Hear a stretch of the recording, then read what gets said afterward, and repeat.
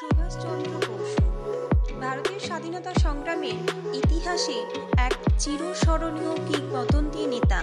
ভারতের স্বাধীনতা অর্জন আন্দোলনে তিনি হলেন এক অতি উজ্জ্বল এবং মহান চরিত্র, যিনি নির্দ্বিধায়ভাবে এই মহাসংগ্রামে নিজের সমগ্র জীবন উৎসর্গ করেন।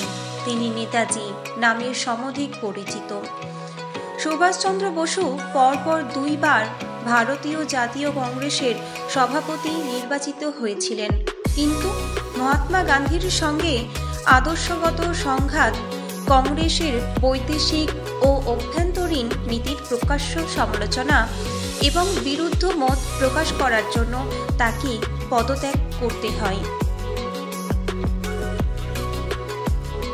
মহাপ্রাণ সুভাষচন্দ্র মনে করতেন মোহনদাস করমচাঁদ গান্ধী অহিংসা এবং সত্যাগ্রহের নীতি ভারতের স্বাধীনতা লাভের জন্য যথেষ্ট নয়। সে কারণে তিনি সশস্ত্র সংগ্রামের পথ বেছে নিয়েছিলেন। সুভাষচন্দ্র ফরওয়ার্ড ব্লক নামক একটি রাজনৈতিক দল প্রতিষ্ঠা করেন এবং ব্রিটিশ শাসন থেকে ভারতের সত্তর ও পূর্ণ স্বাধীনতার দাবি জানাতে থাকেন। ব্রিটিশ কর্তৃপক্ষ তাকে 11 বার কারারুদ্ধ করে।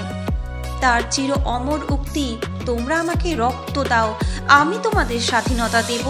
দ্বিতীয় বিশ্বযুদ্ধ ঘোষিত হওয়ার পরেও তার মতাদর্শের বিন্দু মাত্র পরিবর্তন ঘটেনি, বরং এই যুদ্ধে ব্রিটিশদের দুর্বলতাকে সুবিধা আদায়ের একটি সুযোগ হিসেবে দেখেন।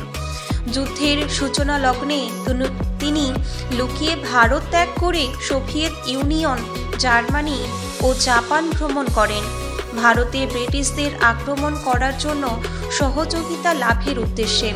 জাপানিদের সহযোগিতায় তিনি আজাদ হিন্দ ফৌজ পুনর্গঠন করেন এবং পরে তিনি নেতৃত্ব প্রদান করেন। এই বাহিনীর সৈনিকরা ছিলেন মূলত ভারতীয় যুদ্ধবন্দী এবং ব্রিটিশ মালয়, সিঙ্গাপুর সহ দক্ষিণ এশিয়ার অন্যান্য অঞ্চলে কর্মরত মজুর। জাপানের আর্থিক, রাজনৈতিক, কূটনৈতিক ও সামরিক সহযোগিতায় তিনি নির্বাসিত আজাদ হিন্দ সরকার প্রতিষ্ঠা করেন এবং আজাদ হিন্দ ফৌজে নেতৃত্বদান করে ব্রিটিশ মিত্রবাহিনীর বিরুদ্ধে ইম্ফল ও ব্রহ্মদেশে যুদ্ধ পরিচালনা করেন।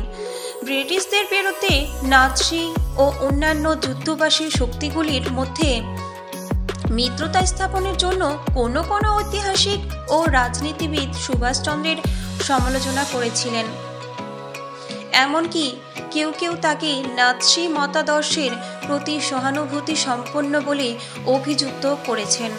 তবে ভারতে অন্যান্যরা তার ইস্তাহারকে রিয়েল পলিটিক এ নিদর্শন বলে উল্লেখ করে তার পথপ্রদর্শক সামাজিক ও রাজনৈতিক ভাবাদর্শের প্রতি সহানুভূতি পোষণ করেছেন।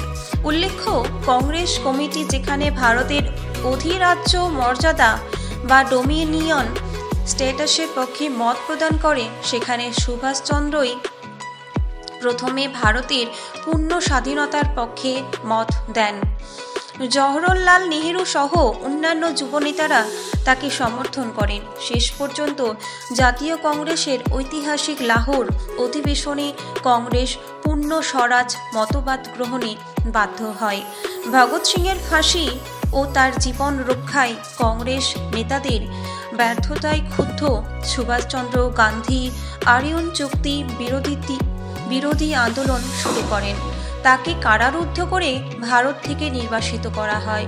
নিষেধাজ্ঞা ভেঙে তিনি ভারতে ফিরে এলে আবার তাকে কারারুদ্ধ করা হয়।